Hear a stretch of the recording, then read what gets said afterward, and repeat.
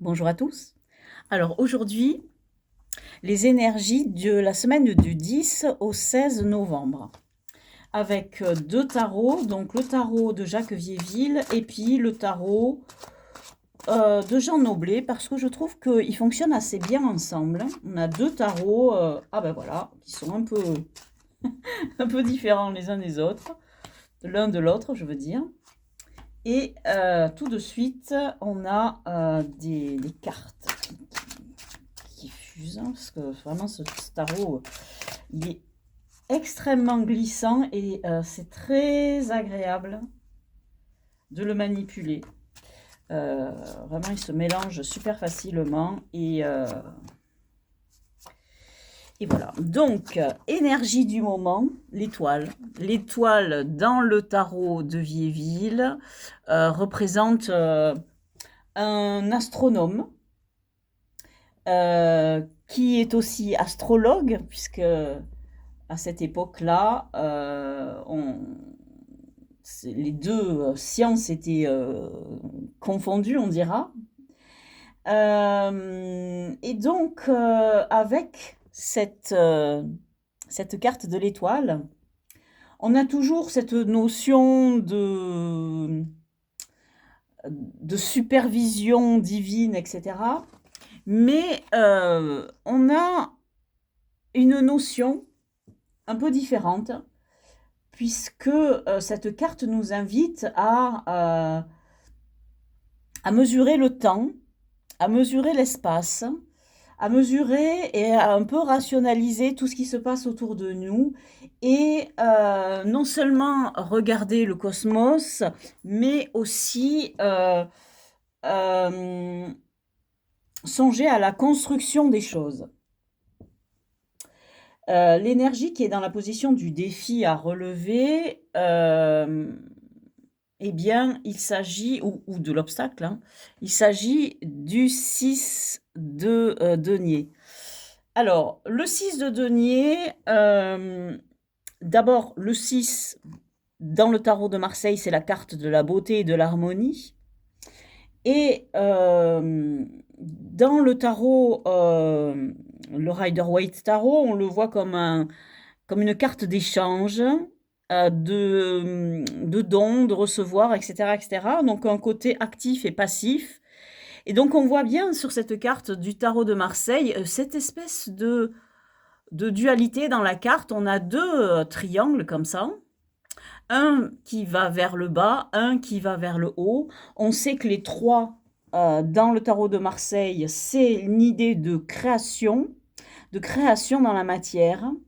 Et, euh, et cette carte, elle est entièrement basée sur cette espèce de géométrie entre le bas et le haut, c'est-à-dire le terrestre et le céleste, d'où cette idée finalement d'échange et de circulation d'énergie entre le matériel et l'immatériel, entre le côté terre-à-terre et notre côté un peu cérébral. Et donc, il nous parle effectivement d'équilibre à avoir entre toutes ces choses. Euh, c'est une carte qui nous invite donc vers euh, l'équilibre au niveau de notre vie concrète et matérielle. L'énergie qui nous vient de l'extérieur, on a cette énergie du 8 de denier. Alors c'est très intéressant parce que comme le 6, elle a une espèce de symétrie entre le haut et le bas, euh, avec un axe de symétrie donc horizontal, hein, pour les deux cartes, mais aussi pour celle-ci de verticale. Donc on a cette fois-ci, on a un 4 en bas et un 4 en haut.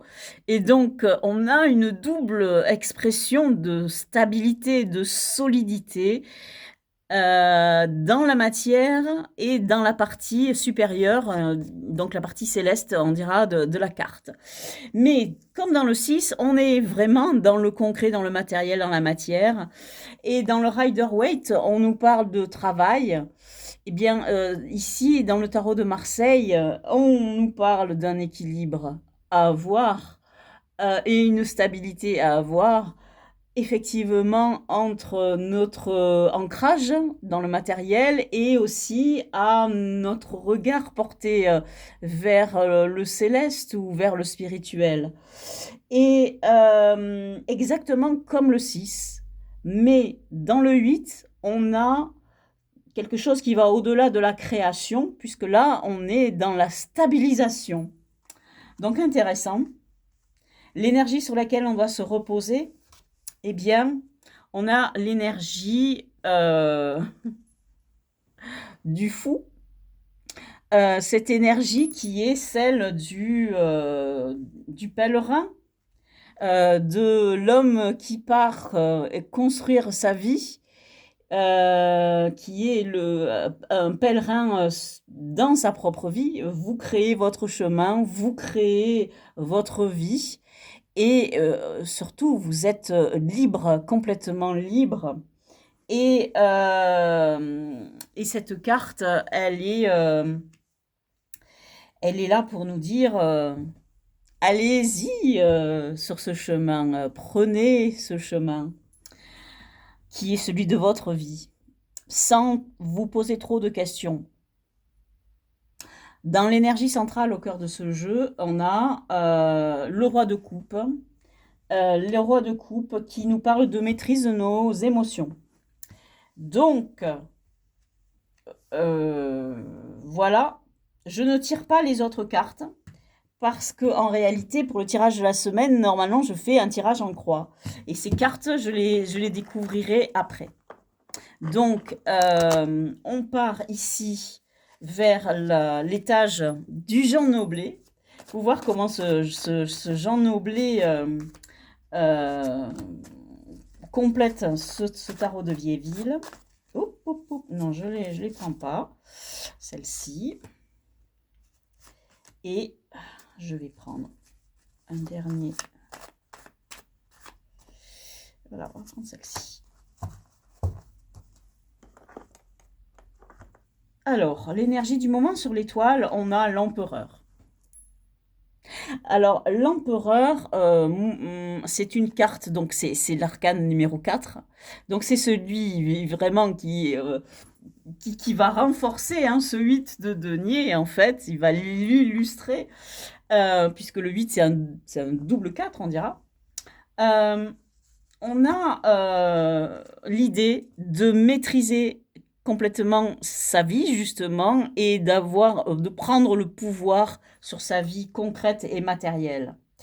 Dans la carte du défi ou de l'obstacle, eh bien, on a le chevalier d'épée qui nous parle d'agir